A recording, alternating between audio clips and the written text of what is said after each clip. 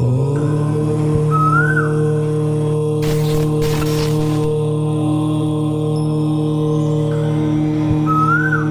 నమ శివాయ. ఈ సృష్టిలో వెలకట్టలేనిది, కొనలేనిది స్నేహం. ఎప్పటి నుంచో ఉంది, చరిత్ర నుంచో ఉంది. ఆనాడు శ్రీరాముడితో హనుమన్ చేశారు, కర్ణుడితో దుర్యోధనుడు చేశాడు, అర్జునుడితో కృష్ణుడు చేశాడు. ద్వాపర యుగం, త్రేతాయుగం, కలియుగం. ఇప్పుడు స్నేహం ఉంది.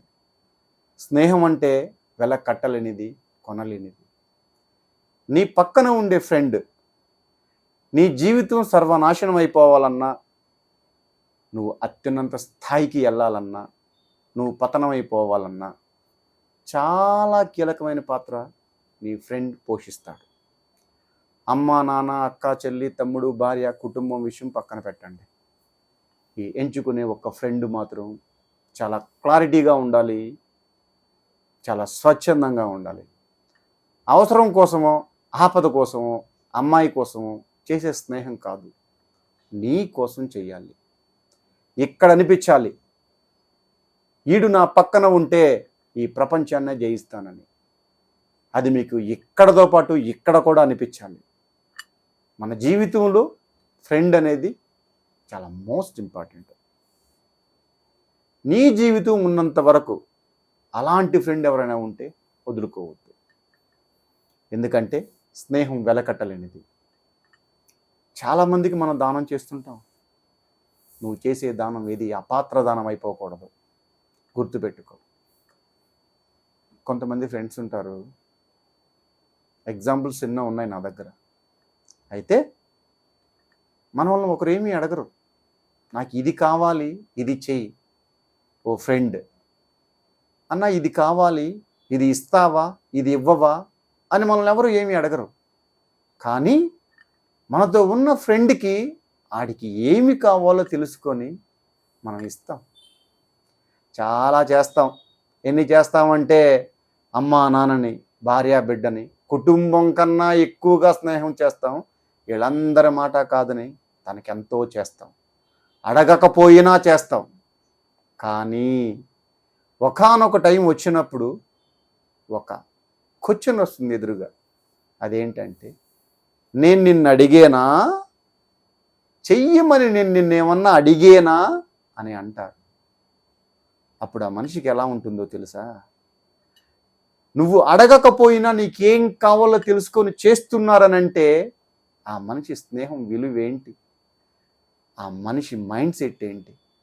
ఓ చిన్నపాటి లాజిక్ ఆలోచించవు. అందుకే నువ్వు ఇచ్చే ముందు వీడికి ఇది ఇవ్వొచ్చా, ఇవ్వకూడదా, ఇది ఇస్తే ఏమవుతుంది అనే ఒక్క క్షణం దయచేసి మీరు ఆలోచించండి. నువ్వు చేసే దానం అపాత్ర దానం అయిపోకూడదు. వాడికి నువ్వు హెల్ప్ చేసినా, సాయం చేసినా, ఏం చేసినా వాడికి చేసిన సహాయం వల్ల నీకు మనశ్శాంతి కరువు అవ్వకూడదు. ఇది గుర్తుపెట్టుకో. ఏమి చేసినా ఆలోచించి ఆచితూచి చెయ్యి.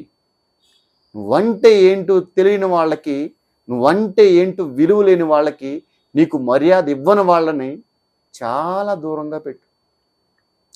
ఎంత దూరంగా పెడతావంటే నిన్ను చూడ్డానికే వాళ్ళు తల అలా పైకెత్తి చూడాల. అంత దూరాన వాళ్ళని పెట్టు, అంత పైన నువ్వు ఉండు. నీకు విలువ పని చోట నువ్వు ఉండద్దు, నీకు నచ్చని పని నువ్వు చేయొద్దు. నీ దగ్గర ఒకలా, నువ్వు లేనప్పుడు ఇంకోలా మాట్లాడే వాళ్ళని చాలా దూరంగా పెట్టు. నీకు సమస్య వస్తుంది అనంటే ఎక్కడి నుంచో రాదు. నీ పక్కన ఎవరైతే ఉంటారో, ఎవరినైతే నువ్వు నమ్మి, పెంచి, పోషించి స్నేహం చేస్తావో వీళ్ళే నీ శత్రువులు మిత్రమా, గుర్తుపెట్టుకో. చరిత్రలో కానీ, ప్రజెంట్ కానీ, ఎప్పటికి కానీ, ఇంకెప్పటికైనా కానీ వీళ్లతో చాలా జాగ్రత్తగా ఉండాలి. కనుక నువ్వు చేసే సహాయం అపాత్ర దానం అయిపోకూడదు. నువ్వు చేసే దానం దాని విలువ తెలిసిన వాడికి మాత్రమే చేయి. రేపు నిన్ను ఒక క్వశ్చన్ చేయకూడదు, నేను అడిగేనా నిన్ను ఇమ్మని అని అడిగే వాళ్ళని మాత్రం నువ్వెప్పుడు ఎంటర్టైన్మెంట్ చేయొద్దు. కనుక ఈ ఫ్రెండ్షిప్ విషయంలో మాత్రం చాలా జాగ్రత్తగా, ట్రాన్స్పరెంట్గా ఉండండి. స్వస్తి.